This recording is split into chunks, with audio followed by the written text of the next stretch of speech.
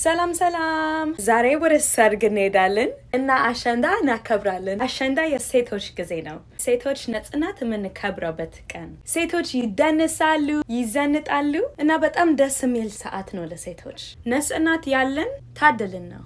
ግን ይሄ ነገር ለሁሉ ሴቶች ህጋዊ መሆን አለበት። ይሄ ግዴታ ነው። ለውጥ ያስፈልጋል። በዚህ አይኔ አድርጋለሁ። ቆይ ይሄ ሜካፕ ልጨርስ። ፍትህ ለሄቨን እና በአጠቃላይ ለሴቶች በአጠቃላይ ለሁሉ ሴቶች እየጎዱት ምን እንደሆኑት እየጎዱት እና ሴቶች በፍራቻ መኖር የለባቸውም። seriously ግን አንድ ነገር ምን እንቻለበት መጸለይ እግዚአብሔር እንዲያስተካክለው። እሺ